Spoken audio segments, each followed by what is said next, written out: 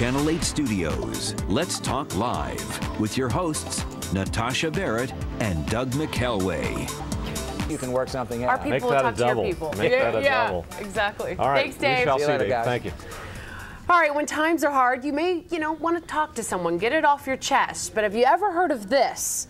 Therapy, speed therapy, kind of like speed dating, right? Well, we're going to find Sort of. out. Speed therapy lets you experience several doctors at one time. Now, it eliminating the trial and error process with you and any possible therapist that you may or may not get along with. Doctors Maia Coleman-King and Catherine Marshall started speed therapy and are here to talk about how it's working, if I can just follow the teleprompter. Thank you very much. Good to see you again. Thanks for having us. To me, this sounds a little bit counterintuitive. Speed therapy. I mean, I envisioned Dr. Freud, telling me about your mother. And then, so Exactly. the whole speed thing is not.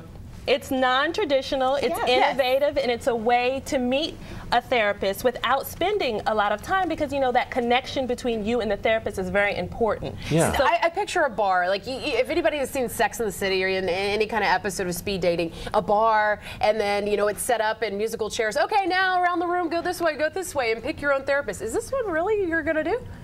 Well, the actual location that we're having it in is a private room, so it lends itself to a very quaint, intimate location. So then individuals can respect the confidentiality and the privacy that they would also want during these Now, times. does it basically, so it stems from just having a good relationship or what your initial impressions are of this person, right? And whether or not you think you will get along with them. Sure. Exactly. Typically, you might make a formal appointment in a doctor's office and you're paying for that intake session, and you might figure out after a few minutes that, I don't really feel like I can trust this person. They're not who I thought they were going to be. I don't vibe with them. I don't think I'd be honest about what's going on in my life. And that's the absolute key if you want to find out what's And if making you're you thinking tick. that after Exactly. 20 minutes and you have to pay the full $200 or whatever the hour fee is these days, Exactly. It can be very costly. That's Exactly. true.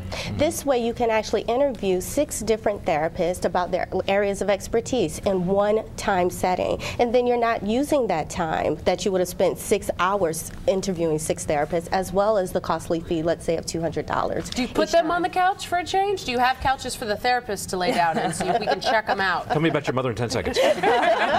Not quite. And we also want to say that this is not therapy, but it can be therapeutic. Because the process of actually interviewing a therapist and finding out how they may help you solve a problem. Look, I've been dealing with a divorce and I'm really depressed. How would you help me through that? How many sessions do you think it would take for me to kind of get over this?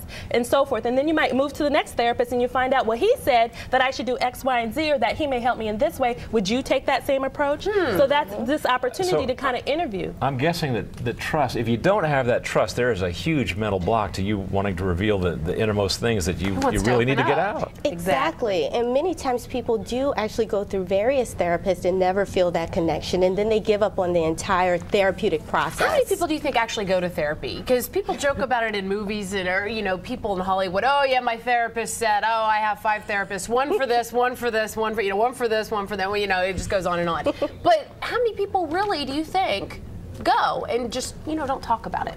I think you'd be surprised. I think it depends on the culture and the environment. I think in some cultural groups, it's less in style to admit to having a therapist. It's very taboo. Oh, no, I'm not crazy. They don't want to admit it. Exactly. But then in some cities, there are cities on the East Coast, for example, where it's super saturated with therapists and everybody's busy and, oh, yes, I'm going to see my shrink. I have an appointment with my shrink. So it just depends on the culture and kind of which community you involve yourself in. We've read the statistics, I think, that, what is it, like 1 out of every 10 or 1 out of every adults in America has some form of mental illness or stress that really needs addressing.